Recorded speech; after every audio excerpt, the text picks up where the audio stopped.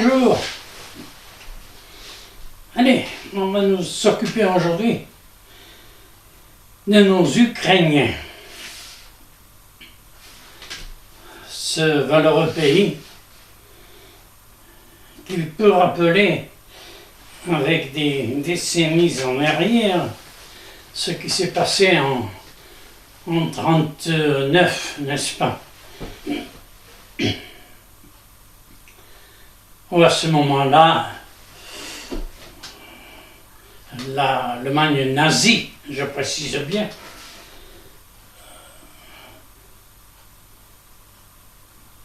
a trouvé un prétexte avec les Sudètes pour envahir, pour attaquer, malgré la promesse d'Adolphe, n'est-ce pas? Ne devrait rien déclencher, simplement une petite remise à jour, quoi. Style Poutine. Et puis, ma foi, les pays européens ont trouvé ça pas normal, mais presque. On a laissé courir. Bon, les nazis ne couraient pas, ils marchaient. Mais ils marchaient vers la Pologne. Et puis, c'est arrivé jusqu'en bas pas de l'Espagne, mais tout compte fait, ça correspondait. Alors l'Ukraine, aujourd'hui, il y a 4 ans passés, a résisté devant l'assaut, l'invasion russe. Les Russes se sont dit, hop, en 3-4 jours, la question sera réglée. On aura récupéré l'Ukraine, et puis comme ça, on pourra s'occuper à un autre pays. Parce que l'Ukraine n'était qu'un prétexte au départ. Seulement, voilà, l'Ukraine ne s'y attendait pas, ou si peu, et elle a réagi. Et elle a tellement bien réagi que ça dure depuis 4 ans. Et en réagissant comme elle l'a fait, et comme elle le fait encore, elle se protège, elle sauvegarde sa souveraineté, elle sauvegarde sa liberté. Quand je dis ça, notre liberté. Parce que l'Ukraine, en ce moment, est en guerre, mais protège son pays et protège nos pays. Ne l'oublions pas. Et quand j'entends certains dire que la guerre de l'Ukraine, c'est pas notre guerre, vous m'excuserez du peu, mais ceux qui disent ça n'ont pas certainement approfondi l'histoire de France. Parce que c'est en 1939, il y avait eu une Ukraine pour protéger le reste de l'Europe, eh bien on n'en serait pas là, on aurait peut-être évité un conflit mondial. Alors, les Ukrainiens, on les aide, mais seulement ce que je constate, c'est que les Russes, eux, récupèrent des troupes étrangères, nord-coréennes, chinoises, je crois même qu'ils sont allés chercher des combattants en Afrique là-bas, parce que ces jeux, ils n'arrivent plus à trouver du personnel mobilisable, parce que bien souvent, ceux qui sont mobilisables filent en douce vers l'étranger.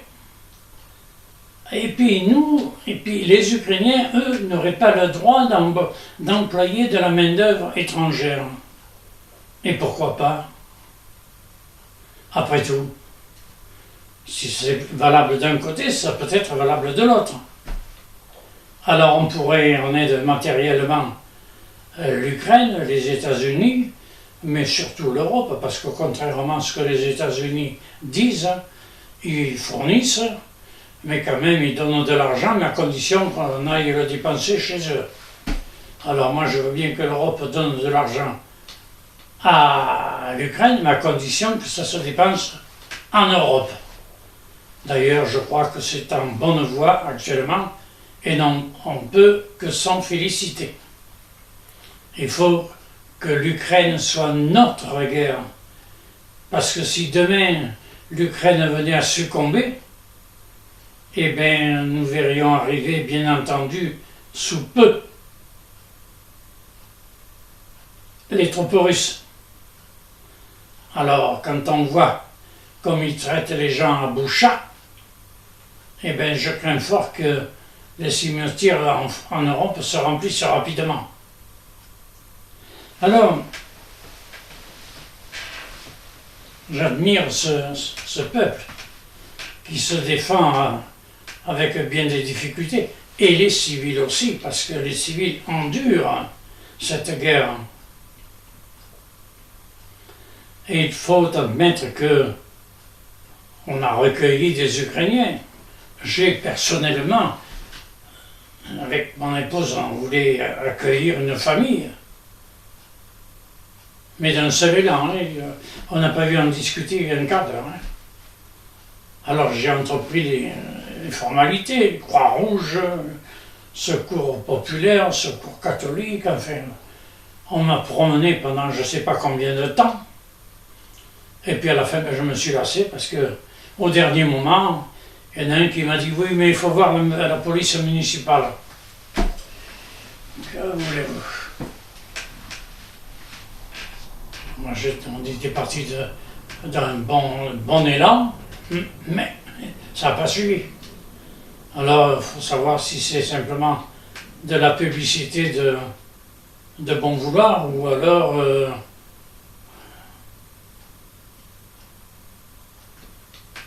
du semblant. Voilà, alors l'Ukraine, il faudrait qu'elle puisse embaucher. Il faudrait d'abord tout de suite, il faudrait que l'Europe l'intègre tout de suite en Europe. La Russie, que ça va faire, hein? Poutine il est comme les Américains, hein? Il y avait des lignes rouges à ne pas dépasser, mais enfin l'Ukraine a dépassé toutes les lignes rouges, hein? Et puis il n'est rien arrivé, hein?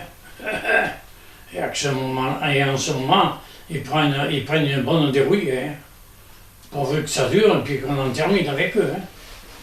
Parce que là, je crois que côté Est, si ça se termine, on risque d'être tranquille pas mal de temps, à condition quand même de jeter un œil et d'écouter s'il n'y a pas des bruits de bottes qui martèlent le sol d'un côté russe. Parce qu'il n'est pas dit que, enfin, du moment tant que Poutine sera là, espérons que ce soit Madame Navalny, peut-être qui prenne la direction, puisqu'elle semblait plutôt pro-européenne. Parce qu'après tout, moi je verrais bien que la Russie fasse partie de l'Europe, mais à condition qu'il n'y ait pas des envies de domination. Alors, l'Ukraine, ben, il faudrait l'intégrer, et il faudrait que l'Europe fournisse du personnel militaire, mais en quantité. Hein.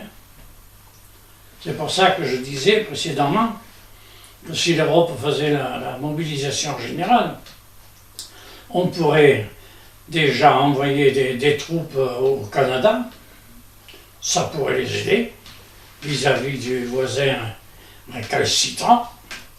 On pourrait les envoyer un petit peu dans le Groenland. Après tout, les troupes alpines françaises ou étrangères pourraient très bien s'entraîner dans le Groenland, puisque je crois qu'il y a pas mal de neige, de glace dans cette contrée-là. Et le Danemark, à condition de ne pas s'imposer comme dominant. Hein. Il faut rester sous la domination danoise, de façon à ce que on soit là uniquement pour aider, pas pour accaparer. Voilà. Et dans les troupes ukrainiennes, ben ma foi, les troupes européennes qui viendraient, eh bien, donneraient un bon coup de main à l'armée ukrainienne. Je peux vous dire que, vite fait, bien fait, je pense que les Russes retrouveraient leurs frontières. Voilà. Et puis, n'oublions pas la Crimée, qui fait partie de l'Ukraine. Alors quand nous pensons à l'Ukraine, ne soyons pas égoïstes parce que nous voulons bien aider, mais en faisant des Jeux olympiques, en faisant des carnavals, voilà, on s'amuse nous pendant ce temps-là. Mais je peux vous dire que les Ukrainiens, quand ils voient ce qui se passe chez nous, ils doivent avoir les boules qui leur montent en dessous de la tête. Parce que c'est pas normal. Voilà. Alors, il faut que les gens, en France tout au moins, mais j'aimerais que ça soit dans l'Europe entière, que les gens réalisent qu'il y a des gens qui se battent pour défendre nos libertés. Voilà.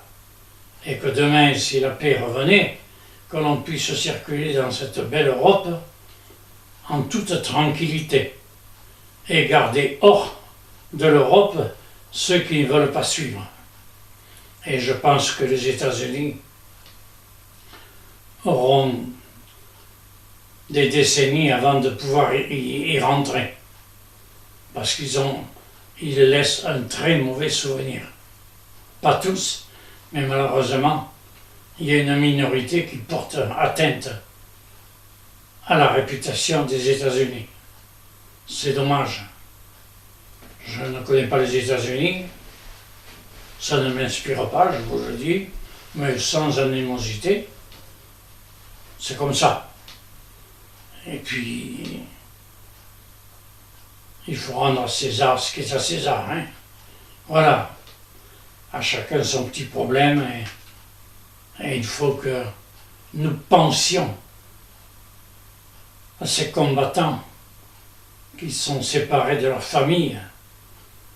Et ça ne doit pas être très agréable. Alors soyons européens et faisons en sorte que nos libertés soient défendues et que nous défendions la liberté des autres. Voilà. C'est tout. À plus.